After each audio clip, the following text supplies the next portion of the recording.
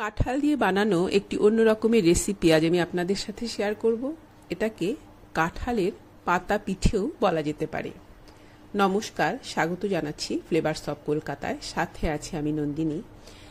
আপনারা আমার রেসিপিটি দেখুন, কেমন লাগলো কমেন্ট সেকশনে লিখে আমাকে জানাবেন। যদি আমার রেসিপি ও উপস্থাপনা আপনাদের ভালো লাগে, চ্যানেলটিকে সাবস্ক্রাইব করে বেল বাটনে প্রেস করে আমার পাশেই থাকার অনুরোধ করব আপনাদের। আসুন তাহলে শুরু করি। এখানে আমি 1 কাপ পরিমাণ গোবিন্দভোগ চাল 10-15 মিনিট জলে ভিজিয়ে রেখে দিয়েছিলাম।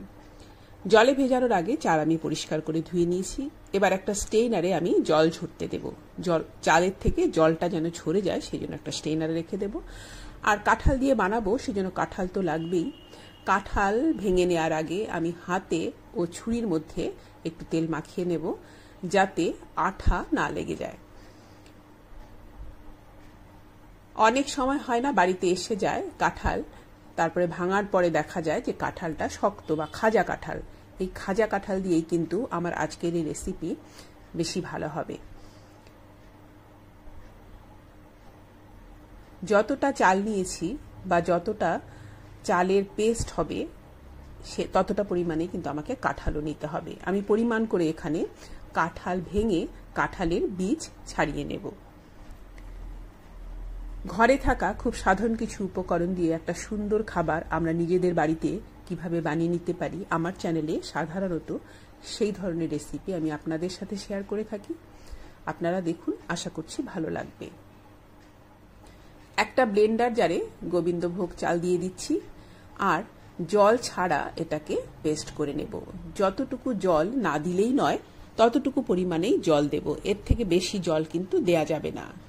যতটুকু চালের পেস্ট হয়েছে ততটুকু পরিমাণেই আমি কাঁঠাল দেব এবং জল ছাড়া কাঁঠালটাকে পেস্ট করে নেব।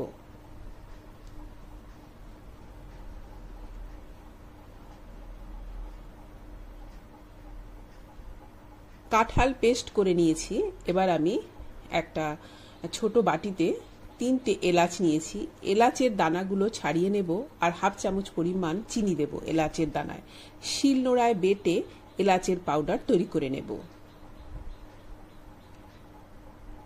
দিয়ে দিলাম এলাচ গুঁড়ো আর দিচ্ছি 2 চা চামচ পরিমাণে চালের গুঁড়ো। চালের গুঁড়োই দিতে হবে, ময়দা দেয়া যাবে না। আর যেহেতু একদম জল ছাড়া তো চালটা পেস্ট করা যায়নি, অল্প জল দিতে হয়েছে, সেই জন্যই এই চালের গুঁড়োটা দিতে হলো। কনসিস্টেন্সিটা আমি আপনাদের দেখিয়ে দিলাম, এরকমই রাখতে হবে। এর থেকে বেশি ভারী করা যাবে না বা পাতলাও করা যাবে না। কাঁঠাল পাতার উল্টো দিকে আমি এইভাবে একটু ঘি লাগিয়ে নিলাম। কাঁঠালের পাতা পিঠে যেহেতু আমি বানাচ্ছি, কাঁঠাল পাতা লাগবে। কাঁঠাল পাতার উল্টো দিকটাতে আমি ঘি মাখিয়ে নিলাম। এবার এরকম কোণ তৈরি করে একটা টুথপিক দিয়ে এইভাবে আটকে দেব, তাহলে কোণটা তৈরি হয়ে যাবে। এই রকম করে কোণ বানিয়ে নিতে হবে। এবার কাঁঠাল ও গোবিন্দভোগ চালের মিশ্রণ থেকে কিছুটা পরিমাণে নিয়ে এইভাবে পিঠেগুলো তৈরি করে নেব। আপনারা দেখুন, দেখলেই বুঝতে পারবেন কিভাবে বানাচ্ছি।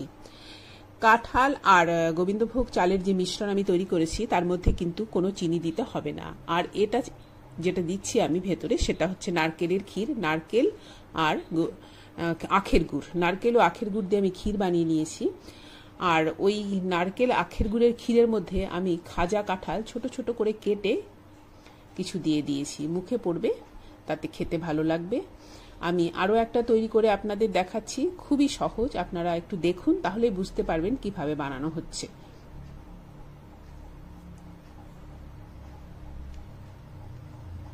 ভেতরে নারকেল ও আখের গুড়ের ক্ষীর পরিমাণ করে দিয়ে দেব, আবার ওপর থেকে কিছুটা ব্যাটার দিয়ে এইভাবে ঢেকে দেব। এই রকম করে আমি সবগুলো তৈরি করে নেব। আমি সবগুলো তৈরি করে নিয়েছি। এবার আমি এটাকে স্টিম করব। কড়াতে অল্প করে জল দিয়েছি, তার উপরে একটা স্টেনার এইভাবে ছিদ্রযুক্ত কোনো একটা থালা বা কিছু দিয়ে তার উপরে এই পিঠেগুলোকে দিয়ে দেব এবং ঢাকা দিয়ে 8 থেকে 10 মিনিট স্টিম করব। 8 থেকে 10 মিনিটের মধ্যে এইগুলো জমে শক্ত হয়ে যাবে। 8 থেকে 10 মিনিট পরে আমি ফ্লেমটাকে অফ করে দেব আর ঠান্ডা হয়ে গেলে আমি আপনাদের খুলে দেখাবো এগুলো দেখতে কেমন হয়েছে।